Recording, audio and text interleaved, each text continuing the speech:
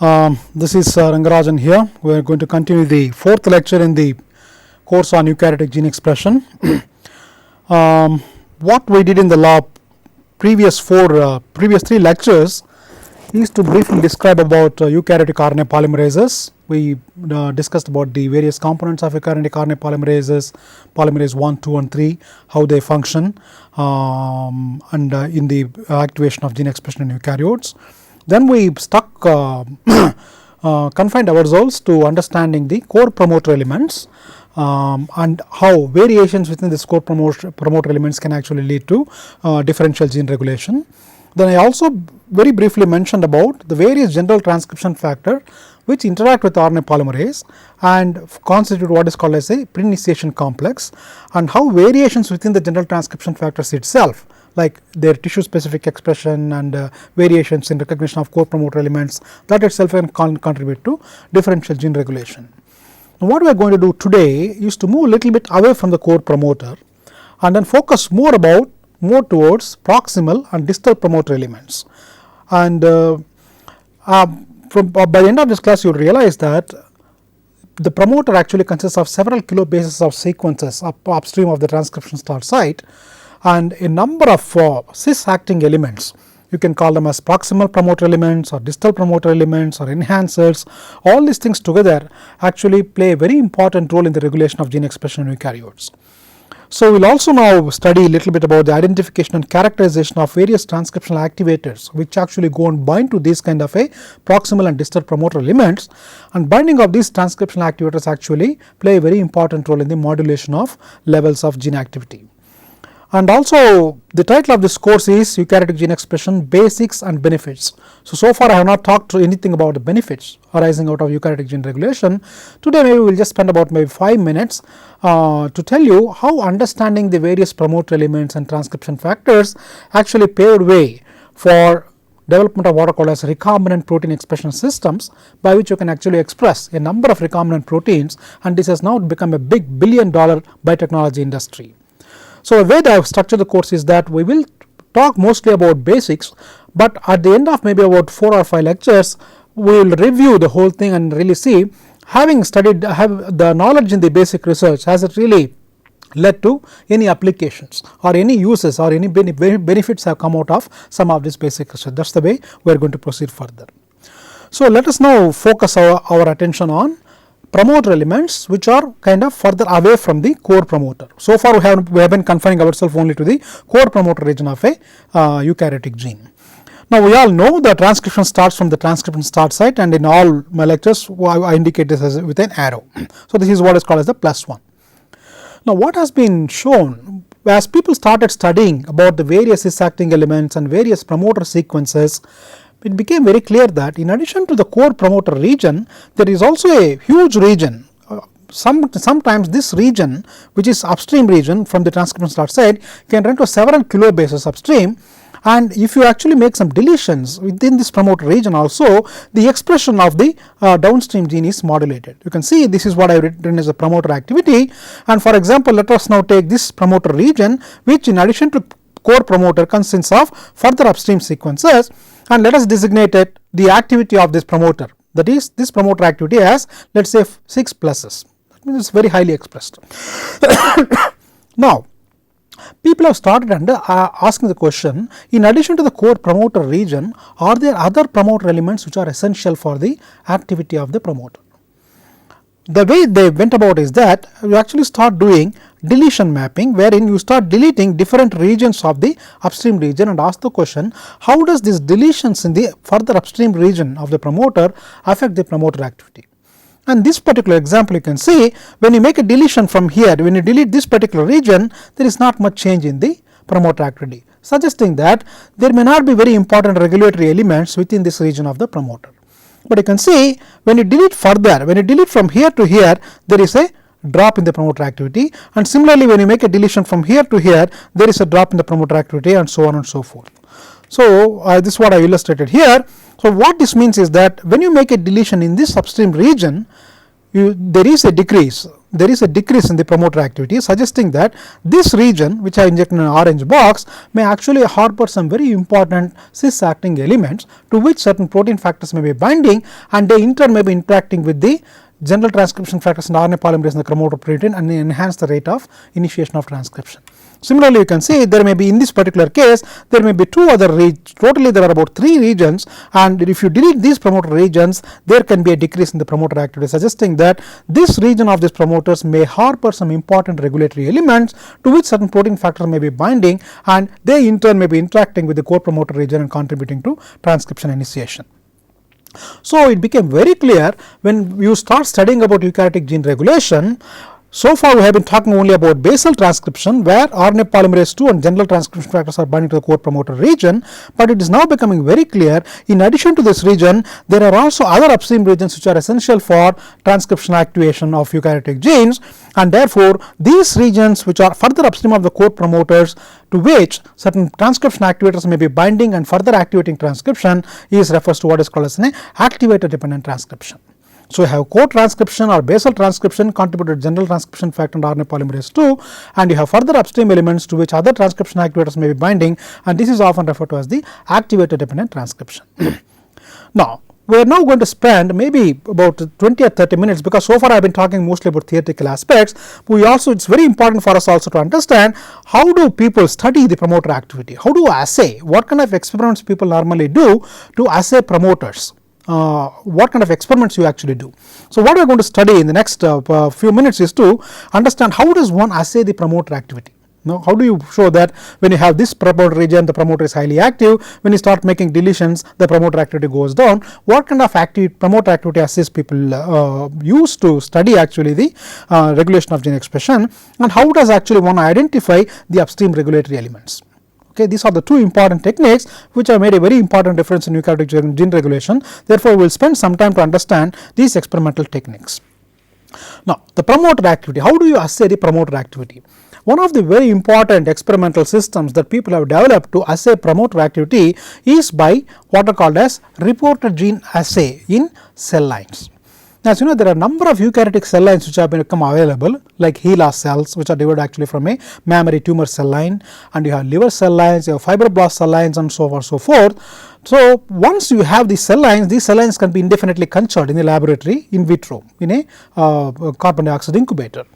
So, you can actually use these cell lines, and you want to study a particular eukaryotic promoter. What you do is, for example, in the previous promoter, we know that there are probably 3 promoter regions which have been identified, and how do people identify these 3 promoter regions? What you actually do is, you take this entire promoter region, and downstream of the transcription sorted, you link them to a reporter gene. This is using recombinant DNA technologies. You can actually have restriction sites. By using restriction sites, you can actually put different reporter genes. Now, what is a reporter gene? A reporter gene is one which codes for a protein or an enzyme whose activity can be easily assayed. Okay, or whose presence can be easily assayed if it is a protein, or if it is an enzyme whose activity can be easily measured. So, it becomes very easy to assay the promoter activity.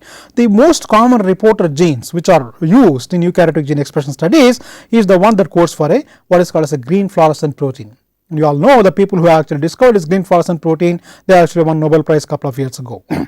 And then there is something called beta galactosidase, which when you add a substrate, it actually, when the enzyme cleaves and you get a blue color, then you have what is called as a luciferase, which actually can convert luciferin in the presence of ATP, can act on luciferin and then emit light. So, the light can be very easily measured. Or you have reporter genes like chloramphenicol acetyl transferase, which converts chloramphenicol into acetyl chloramphenicol, and these non-acetylated forms of chloramphenicol can be easily separated on a thin layer chromatography, and the number of acetyl, the percent of acetylated form that is formed is actually a measure of the promoter activity. So, these are the most commonly used reporter genes in eukaryotic gene expression studies. So, when you want to study a particular promoter, for example, in this particular case, let us say you are interested in here, you just clone the reporter gene downstream of this promoter, and this entire thing is actually put in a plasmid, and this is called as a reporter plasmid, where you have a promoter of your interest and you have a downstream reporter gene, and you then transfect this into various cell lines. Okay, and there are various methods for transfecting gene plasmids or genes into cell lines. You can do what is called as a calcium phosphate precipitation, you can do what is called as a lipofection and so on. There are a number of techniques, but sufficient to know that you can actually introduce or exogenous DNA into eukaryotic mammalian cell lines in culture, and this plasmid DNA goes inside, and the various protein factors which are present inside the nuclei of these cells actually will now go and bind to this promoter and activate the reporter gene expression, and then you actually harvest these cells, lyse the cells, and assay for reporter activity. Okay. So, this is how in the previous slide I showed you that when you start cloning different deletion regions of the promoter region downstream of reporter gene, the reporter gene activity started varying, and these kinds of studies actually told in that case that there are actually 3 promoter regions which when you make deletions the reporter gene expression actually goes down. So, the assaying the promoters using reporter genes in various cell lines made a very important contribution for understanding the promoters of a number of eukaryotic genes. The other important promoter activity study that actually made a very important contribution for understanding eukaryotic gene regulation is using what is called as cell-free transcription studies. So, here what you do is, suppose you want to study a gene which is present in a liver cell line or say HeLa cells. So, you actually make whole cell extracts or nuclear extracts from these cells. Okay. And this preparation of nuclear extracts which are transcriptionally competent requires a lot of required a lot of effort and a lot of studies have gone into it. Just like they cannot make, there is a very standard procedure for actually making nuclear extracts which are capable of transcribing eukaryotic promoters in vitro. So, making transcription competent nuclear extracts or whole cell extracts from mammalian cell lines has made a very important contribution for understanding eukaryotic gene expression. So, once you have what is called as a cell free extract, okay, or a soluble extract which contains all the factors including RNA polymerases to general transcription factors and your other upstream activators in that particular cell line, then what you do, you put a what is called as a DNA template for in vitro transcription. And this DNA template actually is a lot of people have been using all kinds of templates, but one very interesting and very innovative template which was designed by Savadogo and Roeder is what is called as a G-free cassette.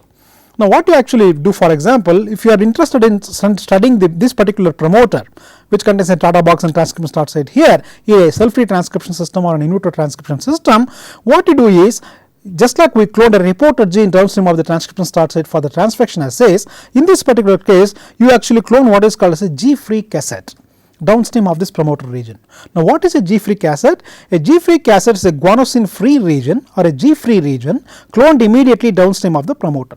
That means this template actually contains only C, A and T residues, it has no G residues. So, this template can actually transcribe in the absence of GTP, because GTP will not be incorporated into the RNA. Therefore, this is a G-free template. So, when you actually carry out the transcription in presence of RNase T1 1 methyl GTP, the transcripts which have initiated from places other than transcription start site will be aborted, and only those transcripts which are originating from the transcription start site will be visualized, and by actually cloning G-free cassettes of different lengths you can actually get different sizes of RNA, because immediately after the G-free region you again have the normal DNA which contains G, and therefore the O-methyl GTP which is there in your reaction mixture will get incorporated and transcription will not proceed further.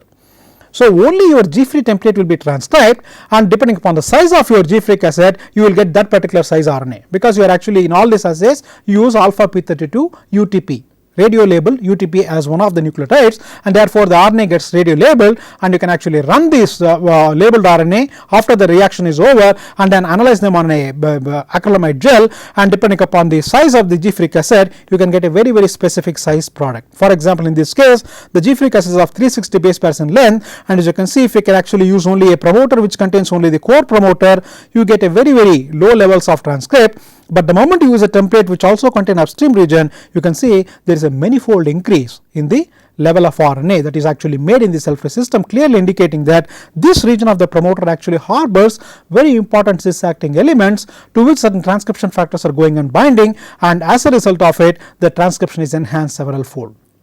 So, the difference between this and this is actually contributed by the transcriptional activators. So, this is basal transcription, this is the activator dependent transcription that you are measuring. So, by using transfection assays in vivo in cell lines or by using cell-free transcription studies, one can actually assay the activity of various promoters. The number of such cell-free transcription systems have been developed over the years. Some of the most popular examples are, for example, you can actually make nuclear extract from HeLa cells. As I told you, these are cells derived from a mammary tumor. You can actually make such kind of a transcription competent cell-free extract from Drosophila embryos. You can actually make from liver, rat liver, and so on and so forth. So, in all these cases, you actually can actually either make a crude nuclear extract which contains everything, but as research proceeded, especially in the late 80s and 90s, and once people started purifying various general transcription factor, instead of using crude nuclear extract, people actually started using what is called as a in vitro reconstituted system, wherein you have purified RNA polymerase and its subunit, and you actually have purified general transcription factors. You add this very specific components, and this is actually called as a recombinant or reconstituted in vitro transcription system, where instead of taking just crude nuclear extracts, you have purified components which contains RNA polymerase 2 and general transcription factor. You can put them together, and then you add your DNA template, nucleotides, and you can actually measure the rate of transcription. And as people started cloning the various genes for the general transcription factors, they have also been able to express the general transcription factors in E. coli systems, and people started using recombinant general transcription factor in these cell-free transcription systems. So, you have RNA polymerase 2 purified from a particular source, and then you add recombinant TF2D, recombinant TF2B, and so on and so forth. So, now you have a reconstituted system where you know exactly what you are adding. So, from crude nuclear extracts, purified components, and recombinant general transcription factors, we now have evolved using highly specified in vitro transcription systems. Okay. Now, in addition to this G-freak acid, which is one of the very popular methods of measuring in vitro transcription assays, you can also do what is called as a primer extension, where so the template here is slightly different from what I showed in the previous slide. Here you do not have a G-freak acid, but you have your normal gene sequence which is present, which is the coding region of the normal gene, and you do the transcription, and then once you have done the transcription, you do what is called as a primer extension. So, here the RNA is not labeled. You actually carry out a regular non-labeled RNA. You take this RNA, and then once the RNA is synthesized in the cell-free transcription system, you hybridize to a small primer, and then extend the primer using a reverse transcriptase. So, suppose the transcription starts here, the primer will be extended up to the transcription start site, and then this will be radio labeled, and this can now be analyzed on a gel, and you can see when you have no template, only the radio labeled nucleotide, only the other components of the thing, you do not get a primer extended product. But when you put the template and when you have all the components for transcription, this template, the transcription will start and RNA will be made, and you can get a specific extended product which is called as the primer extended product. So, either using a G-free transcription template or using what are called as primer extension, you can actually quantify the RNA that is synthesized in a cell-free transcription system, and by using promoters whether they contain mutations or deletions, you can assay all these promoters in these in vitro transcription systems, and you can actually demonstrate what kind of regions in the promoter are actually essential for activator dependent transcription. So, this is how people have actually identified various promoter regions which are essential for transcription activation of genes in eukaryotic cells. Now, okay, once you know that this particular promoter region is essential or plays a very important role in the activation of transcription, the next question comes, how do you identify what kind of transcription factors are actually going and binding to these promoter regions? As we know, if a particular promoter region, when you delete and thereby there is a decrease in promoter activity, it actually means that there are certain protein factors which are transcription factors which are actually going and binding to those regions, and that is how this promoter region became very, very important. So, if you delete that promoter region, these transcription factors can no longer bind to those regions, and therefore there is a decrease in the promoter activity. So, once you identify these kinds of promoter regions which are important for the promoter activity, the next question is, how do you actually identify what kind of protein factors are actually going and bind to these promoter regions? Now, there are many assays, many experimental techniques by which you can actually identify these transcription factors binding sites in the promoter as well as the transcription factors themselves. So, let us now study one or two techniques which people routinely use to identify transcription factor binding sites in the promoter regions. One of the very popular assays that people use for identifying the various promoter regions which are essential for binding to protein factors is called as Electrophoretic Mobility Shift Assay. It is very popular known as EMSA. EMSA, Electrophoretic Mobility Shift Assay. Now let us understand what this EMSA actually is.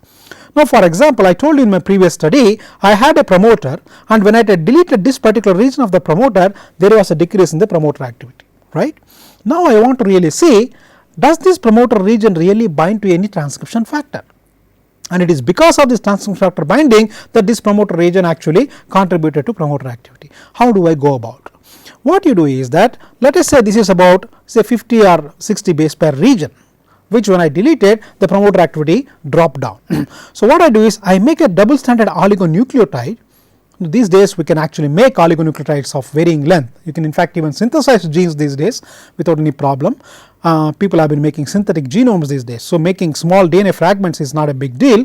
Therefore you actually make a double stranded DNA oligonucleotide, and then you radioactively label this oligonucleotide.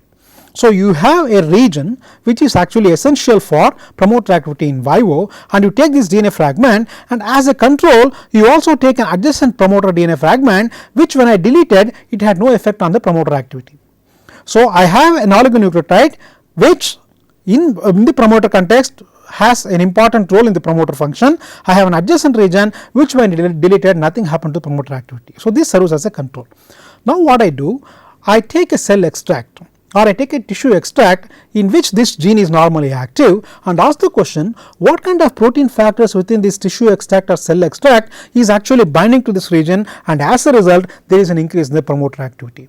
So what I do is that I take this radio-labeled DNA fragment and then incubate it with a nuclear extract or a whole cell extract of my interest. From whatever tissue I am interested in, I make this whole cell extract, and once I incubate this radio-labeled DNA with this nuclear extract in presence of what are called as certain amounts of non-specific DNA, therefore the non-specific interactions are brought about or knocked off, and then you actually do what is called an electrophoresis. In a polyacrylamide gel, you do an electrophoresis. When you do an electrophoresis, what happens? When the DNA is not bound to any particular protein, it will move faster, and therefore it will have faster mobility. But if this DNA fragment is interacting with a specific protein inside these nuclear extracts and is forming a complex, and because of the formation of the DNA protein complex, the mobility of this DNA gets shifted. That is what is called an electrophoretic mobility shift assay. So the mobility of the DNA gets shifted, and therefore you have a retarded complex, and therefore these assays are even called as gel retardation assay, where the mobility of the DNA gets retarded because of the formation of a DNA protein complex. So in this particular case, this particular DNA fragment was able to form a DNA protein complex, and therefore the mobility of this DNA got retarded here or shifted here, whereas this particular promoter region, which did not have any role in the promoter function, did not bind to any particular protein in that particular cell extract, therefore it did not form any complex, and it was moving much faster. So you can see, by using these kind of electrophoretic mobility shifts assays, you can actually identify what kind of protein factors are actually present in this region, in these particular cell extracts, and are they really binding to these promoter regions. And this assay is very popular and very easy to use, because you can also distinguish between specific versus non-specific binding. In this case, for example, I have radio labeled both the specific DNA as well as non-specific DNA, and I am showing that only the specific DNA is binding. There are other variations by which you can actually do is, you can also do, for example, you can, once you get this radio labeled DNA protein complex, you now add excess amounts, 10-fold, 20-fold, 50-fold or 100-fold excess of the unlabeled DNA of the same unlabeled DNA, and you can see now the complex is completely chased. Okay.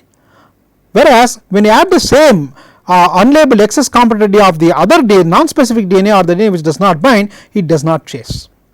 So clearly these are called as competition experiments, which again tells you that you are actually looking at a very specific DNA protein interaction. Only a homologous DNA fragment is able to chase the binding of the protein to the radio labeled DNA, whereas a heterologous DNA fragment cannot chase or cannot compete for the binding of the protein in the nuclear extract to the specific DNA.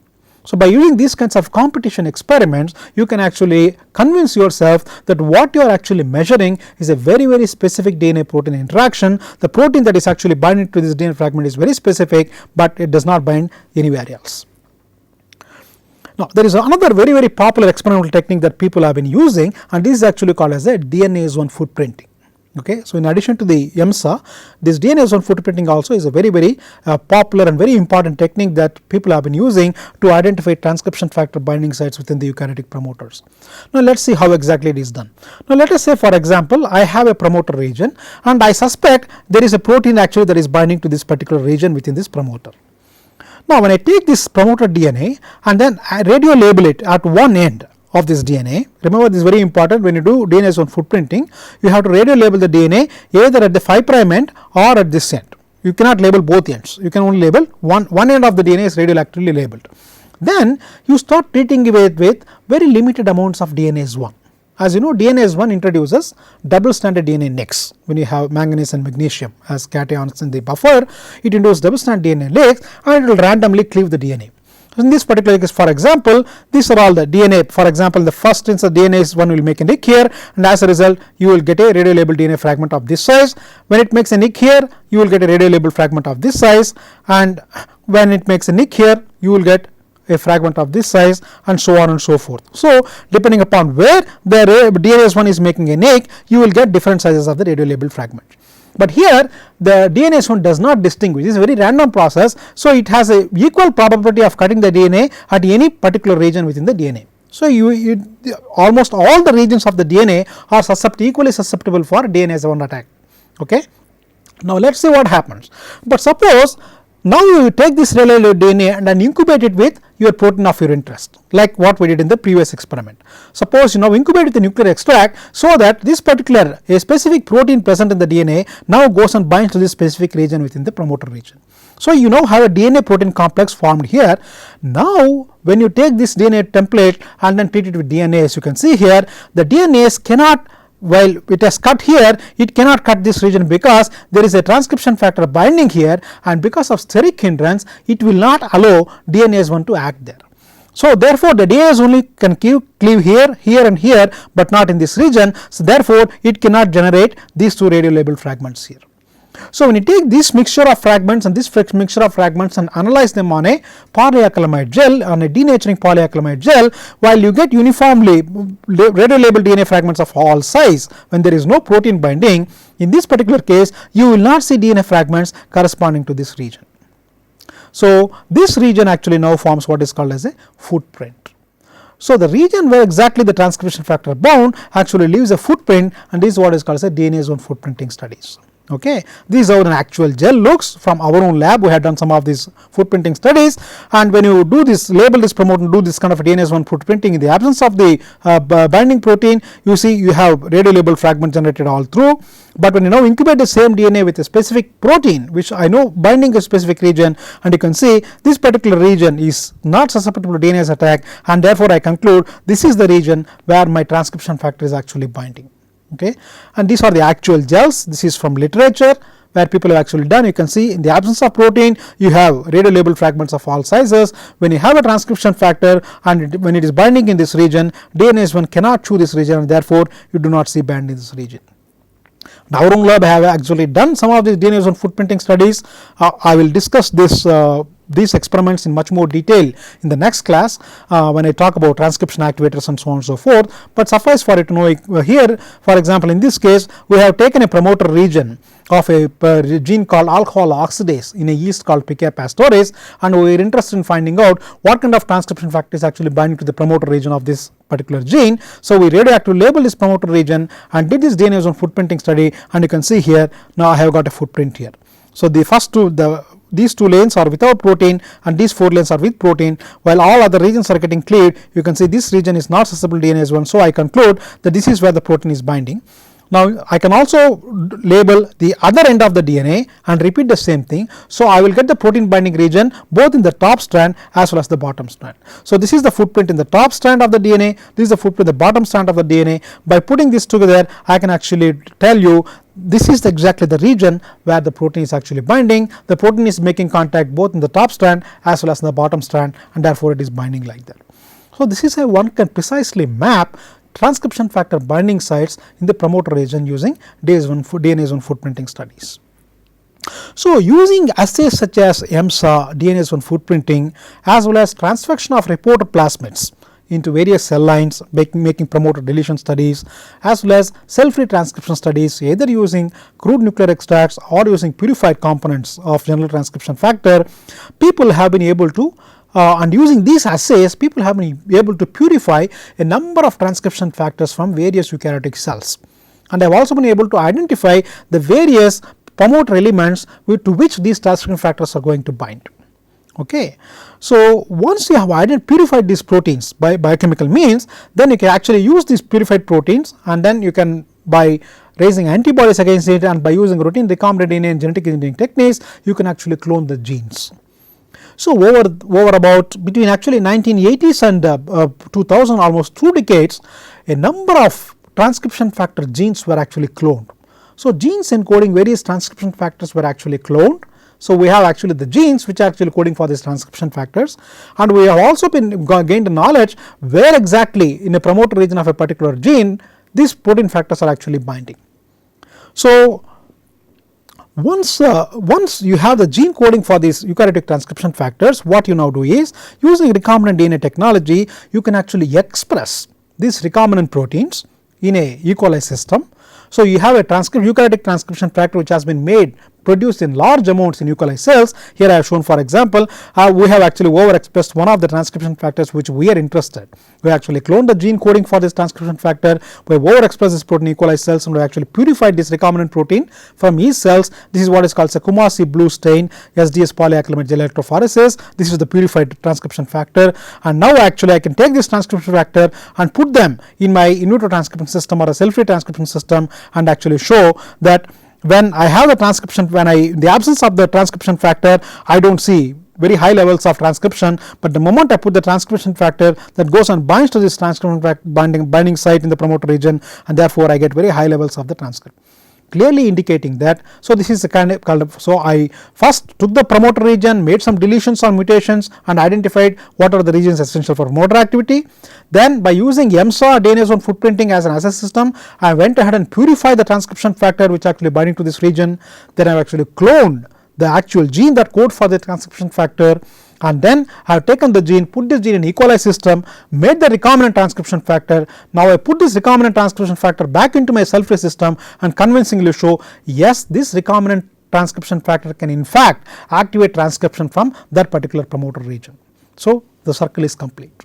So, this is how people have functionally demonstrated that the genes that they have cloned or they have identified actually encode transcription factors, and functionally they can demonstrate that these genes can actually function as the recombinant proteins can function as transcription factors in vitro systems. You can also assay the transcription factor function of these cloned genes in a in vivo system, and a very popular assay which has again made a very important contribution to understanding gene regulation is called as cis-trans co-transfection assay. What did you see in the previous experiment? I took the recombinant protein made in E. coli cells, put it in a cell-free system, and showed that this transcription factor can activate transcription from that particular promoter region. But in this case, but I can also argue that you have only shown in a in vitro system. You have actually not showed in a in vivo this gene actually codes for a transcription factor. So for that, what I do is I make two plasmids. One is called as a reporter plasmid, another is called as an expression plasmid. So I take the gene which is actually coding for a particular transcription factor and clone it in front of what is called as a constitutive promoter. That is, this is a promoter which is expressed all the time. Remember, in our eukaryotic cells we have promoters which are constitutively expressed, and there are promoters which are inducible, because we do not have to make all the proteins all the time. We only make proteins all the time, probably those involved in glycolysis, Krebs cycle, fatty acid metabolism, protein metabolism. These are all, every cell in the body requires these enzymes and proteins, and therefore many of the gene coding for these enzymes and proteins will be constitutively expressed. So these are called as housekeeping genes. Despite irrespective of what cell type you are dealing with, almost all the cells actually express this set of enzymes. So these are called housekeeping functions. Okay, so you need this protein, so all the cells will make these proteins. But there are many proteins which are actually expressed in specific cell types and at specific periods. That is, these genes are expressed only when there is a need for them. So these are called as inducible genes. Okay. So by studying a number of eukaryotic promoters and eukaryotic genes, over the years people have identified a number of inducible promoters, number of constitutive promoters. So you take the gene coding for your particular transcription factor, clone it in front of a constitutive promoter, and you also take the promoter region which you suspect is the binding site for this particular transcription factor and clone that in front of a reporter gene, which we have discussed earlier. Now you mix both this plasmid and transfer them into eukaryotic cells of your choice. So that is what it's called. This is called a cis plasmid, this is called a trans plasmid. That's why this assay is called a cis trans co-transfection assay. So two plasmids are transfected simultaneously. Now what happens? This transcription factor gene will now be expressed because it has a constitutive promoter, and the transcription factor which is made from this particular plasmid will now go and bind to this particular binding site present in the promoter region, and then as a result it will activate this promoter, the reporter gene will be expressed. Now you can easily assay the reporter gene activity. So by making recombinant transcription factors and examining their transcription activation potential in cell-free systems, as well as by doing these kinds of studies in vivo, you can actually convincingly demonstrate, yes, what you really have is a gene that codes for a transcription factor which can activate transcription either in a cell-free system or in a in vivo system using cell lines. So genes encoding mammalian transcription factors were cloned into mammalian expression vectors, and these were transfected into mammalian cells, and their transactivation functions were studied by using these kinds of cis trans co-transfection assays. So genes encoding transcription factors, that's what I mentioned here, all these assays were done, and as a result of all these experiments, a number of upstream activation sequence enhancer elements have been identified in a number of eukaryotic promoters.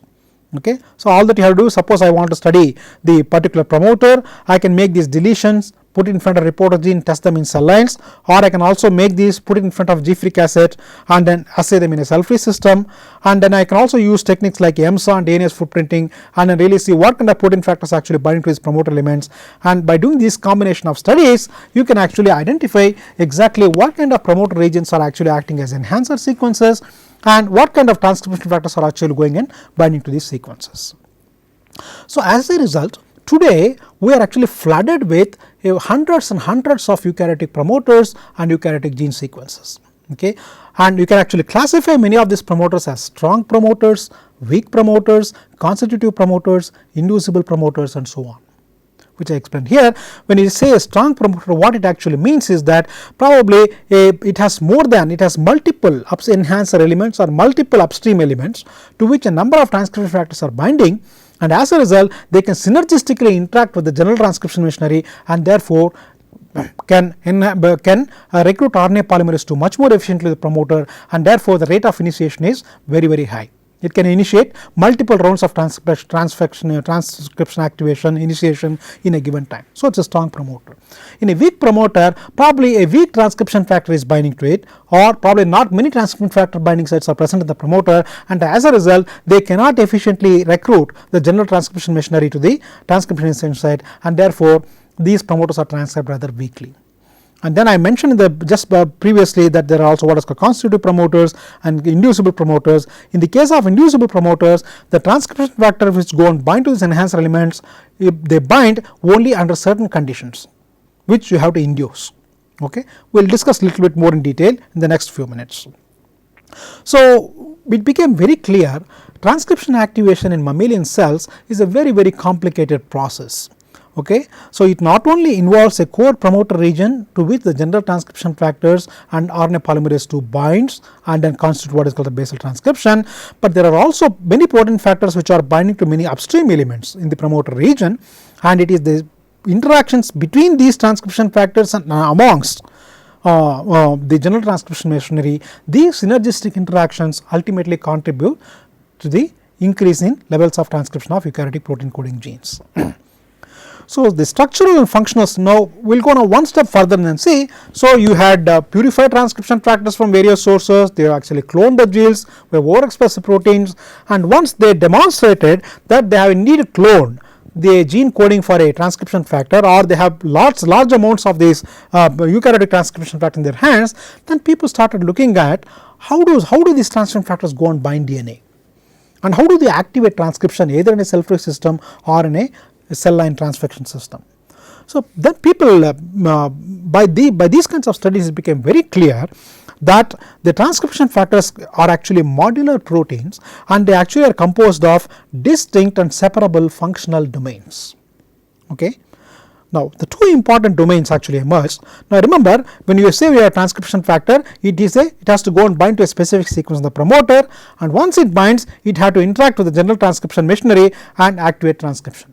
So, most of the transcription factors which people studied, they at least contained two major domains. One is called as a DNA binding domain for interaction with specific DNA sequences, and it also contains what is the transcription activation domain, which will now, once it binds DNA through this transcription activation domain, it interacts with general transcription factor and enhances the rate of transcription initiation.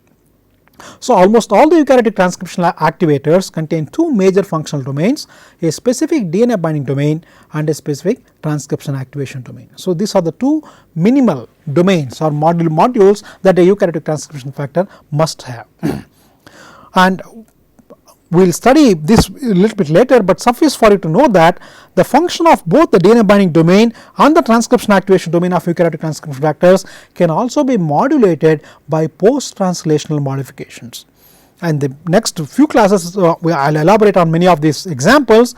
Post-translation modifications of transcription factors is one of the major mechanism by which the transcription factor function is modulated in eukaryotic cells. For example, there may be a transcription factor present in the cell, okay, but now it may be present, it may be even be binding to DNA, but it will not be able to activate transcription. But if there is a kinase and this kinase goes and phosphorylates the transcription activation domain, now the transcription factor becomes transcriptionally active, and then it can interact with general transcription machinery and activate transcription. So, in this case, phosphorylation of a specific amino acid residue in the transcription activation domain of that particular transcription factor is the mechanism by which the activity of that particular gene is modulated. So, phosphorylation, which is a post-translational modification, is a major regulatory mechanism in this particular example. And there may also be examples where the transcription factor actually may be present in the nucleus, in the cytoplasm, in the conditions when the gene is not active, and when the gene needs to be activated, a specific stimulus takes this transcription factor and translocate the protein to the nucleus so that it can actually bind to DNA and then activate transcription of certain genes. So, there are a number of mechanisms, and in many cases post-translational modifications such as phosphorylation, acetylation, ubiquitinylation, and so many other post-translational modification of specific amino acids of the transcription factors play a very, very important role in regulating the activity of these various transcription factors. Now, if you now today want to know what kind of eukaryotic transcription factors are actually present, how many transcription factors have been identified, what kind of sequences they go and bind, you simply go and then click on this website, and you have a whole bunch of information about the various eukaryotic transcription factors that have been identified so far and what kind of sequences they actually go and bind.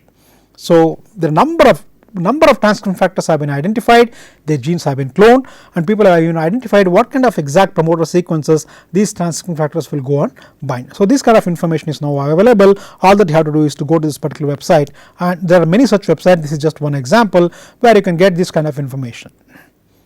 So, what I will do in the next few minutes is to actually give you some key examples just for you to get a flavor. But remember, in the next few classes we are going to take specific examples of certain genes and certain transcription factors and study in detail, but for all that I have told you so far, for you to get an idea how actually transcription factors will activate, I am going to give you 2 or 3 examples. Okay.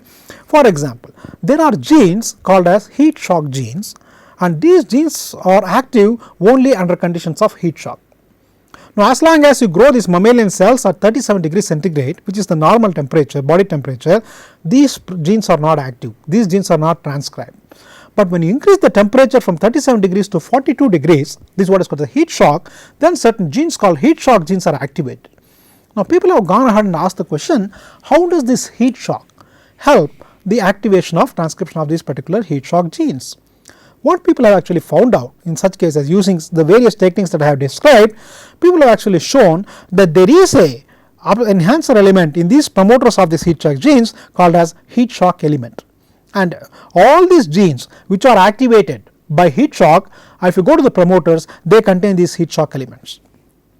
And it turns out there is a transcription factor called heat shock transcription factor, which actually can recognize this particular sequence. So, when you give a heat shock, this transcription factor goes and binds to this particular heat shock element and then enhances the rate of transcription initiation of these genes. So, all these genes which are induced in response to heat shock you can see now there is a common mechanism. Whenever there is a heat shock, whenever there is an increase in temperature from 37 to 42, this heat shock transcription factor goes and binds to the heat shock elements of these various promoters of these various heat shock genes, and all these genes are getting transcribed. Similarly, there are what are called as metallothionein gene. Okay. Now, this gene need not be expressed in normal times. This gene will be expressed only when there is a metal concentration goes up inside the cells. So, it turns out when you now look at the promoter regions of these kind of metallothionein genes, there is what is called as a binding site for a transcription factor called ACE1 in yeast cells. Okay. In this case we are talking about yeast cells, and it turns out when there is an increase in metal concentration, like for example copper sulfate, when you put copper sulfate or copper chloride in the culture medium of yeast cells, now this copper now goes and binds to this particular transcription factor, and as a result, in presence of copper, this AS1 can bind to this particular sequence in the metallothionein promoter and enhance the rate of transcription initiation.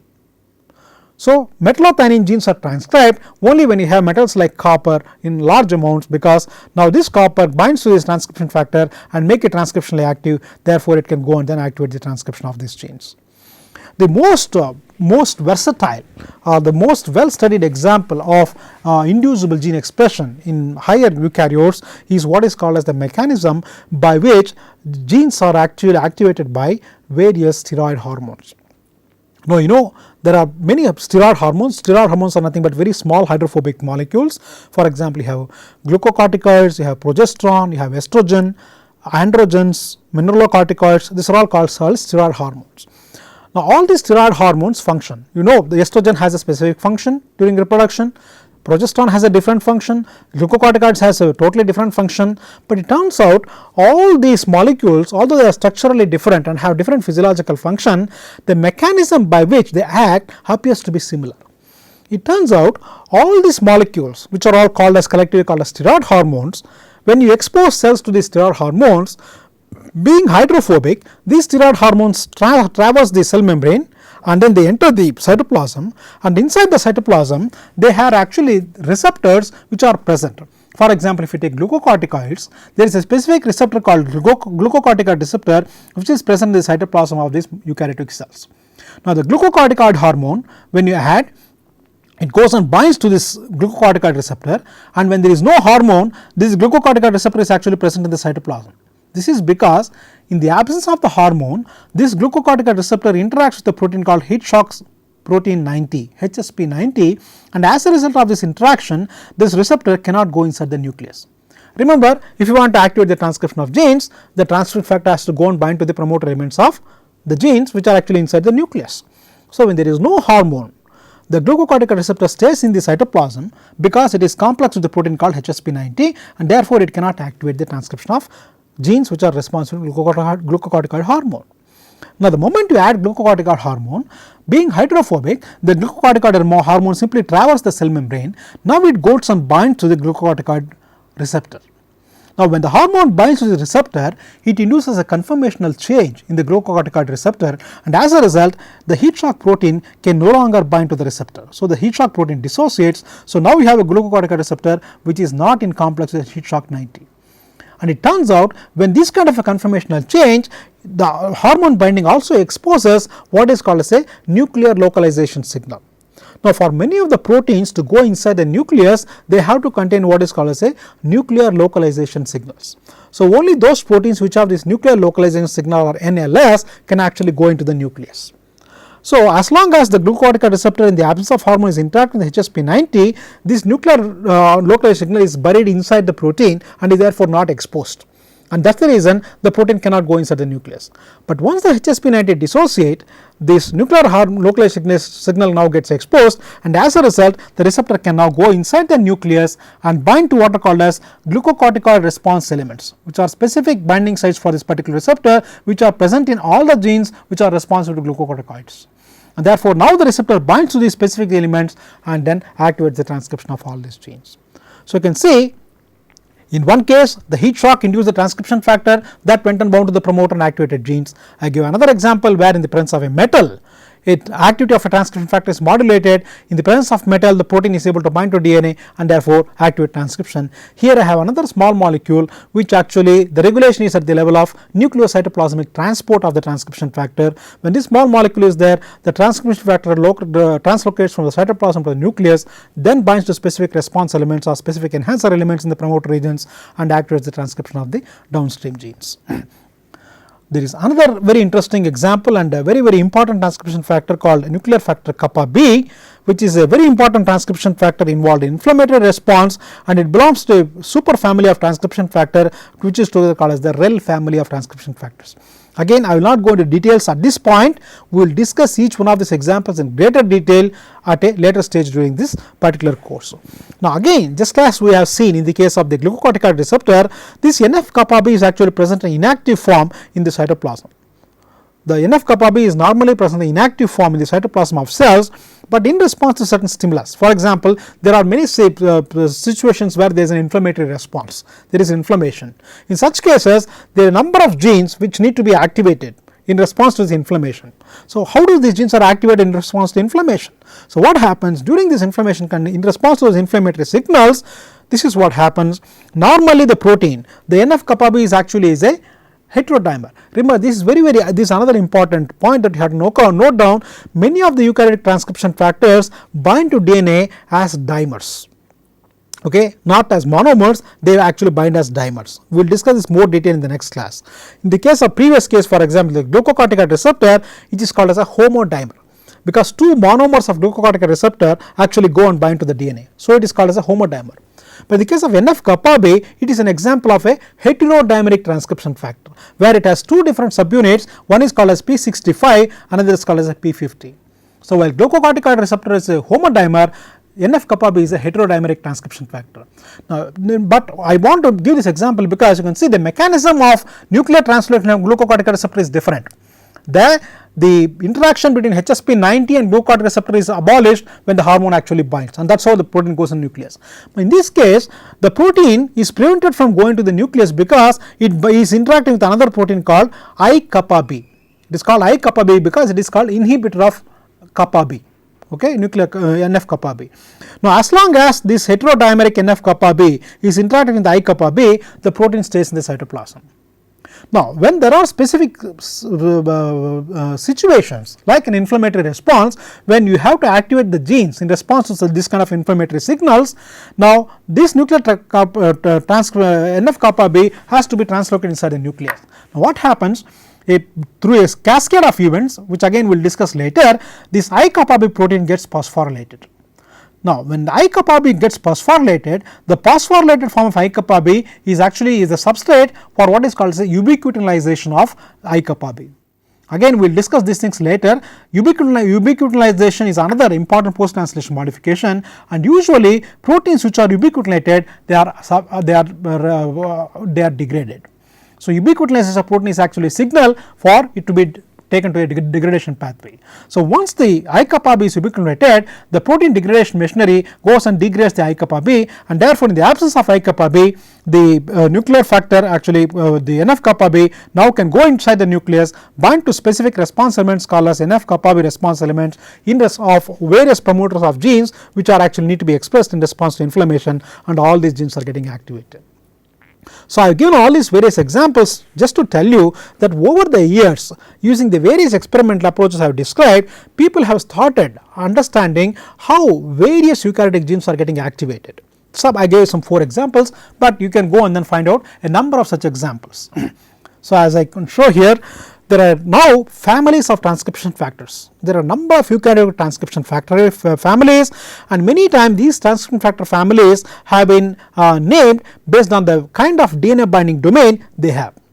I told you the transcription factor contains a DNA binding domain and a transcription activator domain, and depending upon what kind of DNA binding domain they have, these various transcription factors have been classified into, for example, homeodomain family, basic helix loop helix family, basic leucine zipper family, zinc finger family, and so on and so forth. We will discuss these things more detail in the next class.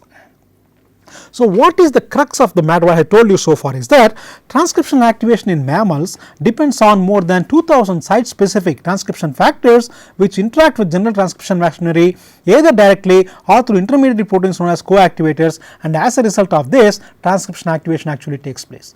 Now again, I have not touched so far about the interaction of the transcription factor with general transcription machinery. How exactly the interaction takes place we will discuss couple of classes later. Okay.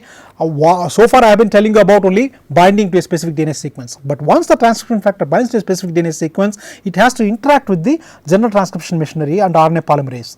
That itself is a huge problem which has been solved. And how exactly they interact? Do they directly interact with general transcription factors, or do they interact through certain proteins called as co-activators or co-recruiters? We will discuss much later. So coming back to this point, as development and differentiation proceeds, selection among these more than 2000 transcription factors ensues to the regulation of cell specific gene expression. So there are more than 2000 transcription factors, each of which are selected at different time points during development or during the adult stem, and these combination of these transcription factors then go and activate the transcription of specific genes. And this kind of a differential gene regulation is very important during embryonic development. Again we will discuss this later, much later. So during embryonic development, promoters of specific genes contain transcription factor binding sites that are often organized into clusters called cis regulatory modules or CRMs. Now so far I have been talking about only one particular element. I told you glucocorticoid receptor goes and binds to this element and activates transcription. Heat shock transcription factor goes and binds to heat shock element and activates transcription. But during development, if you look at certain promoters of certain genes, it is not one or two elements, there are combination of multiple cis-acting regulatory elements to which a number of different sequence specific DNA binding proteins or sequence specific transcription factors bind, and it is the synergistic effect of all these transcription factors that ultimately leads to activation of that particular gene. Okay. So developmental regulation of gene expression is much more complicated, which involves very complex cis-acting regulatory elements called as cis regulatory modules or CRMs, which contain multiple transcription factor binding sites, and the synergistic action of all these things ultimately lead to transcription activation. Now I am going to just take you 2 or 3 minutes to explain to you that, so people can ask, okay, you have studied all these promoters, you have activated so many transcription factors, has there been any benefit arising out of this? What kind of benefits have we got it? Okay. I will just give you one example. For example, from all that I have told you now, it is becoming very clear that we have what are called as promoters. When transcription factors go and bind to these promoters, the downstream gene gets activated. Now this principle itself has now led to what is called as production of recombinant proteins in a expression system of your choice. So understanding promoters and transcription factors has helped us to develop expression systems to produce a number of recombinant proteins. For example, you want to make insulin, you want to make growth hormone, you want to make recombinant hepatitis B vaccine by expressing hepatitis B antigen, or you want to make factor VIII, which is a very important clotting factor. All that what you have to do, you have to take the gene coding for these proteins and then put in front of promoter of your choice. For example, you want to make a protein in bacteria, you put a bacterial promoter and put this plasmid in bacterial cells, now bacteria will start making your protein of your interest. On the contrary, if you want to make this protein in yeast cells, you simply put an yeast promoter, now yeast cells will start making your protein of your interest. Similarly, if you put an insect promoter, your protein will be made in insect cells, or if you put a mammalian promoter, your protein can be made in mammalian cells, or if you put a plant promoter, you can make your protein of interest plant cells. And you can see, so this particular ability to make recombinant proteins in an expression system of your choice has now become a $1 billion industry. No, recombinant protein production, growth hormone, hepatitis B antigen, insulin, various cytokines, there are so many useful proteins can now be made in expression systems in mammalian cells, plant cells, insect cells, bacterial cells, and can be used for diagnostic and therapeutic purposes. And if you actually go to this particular website, it actually tells you that the US Food and Drug Administration has actually approved more than 200 such recombinant proteins or peptides which have been produced using this recombinant DNA technology. Okay. So in addition, there are many transcription factors and promoter elements themselves are actually targets for a number of diseases. By turning on a specific promoter or turning off a specific promoter, you can actually prevent or cure a particular disease. Again, we will discuss this in greater detail as we understand a little bit better about how transcription factors function. So remember, there have been a number of benefits arising out of all these studies on eukaryotic gene expression. So, I think I will end my talk here. So, what I actually told you so far is that in addition to the core promoter elements and general transcription factors binding at the near upstream region, there are multiple upstream sequences called enhancers or proximal or distal promoter elements to which specific sequence specific transcription factors bind, and as a result of all these things, ultimately the rate of initiation of transcription of a particular eukaryotic gene is either upregulated or downregulated. Thank you.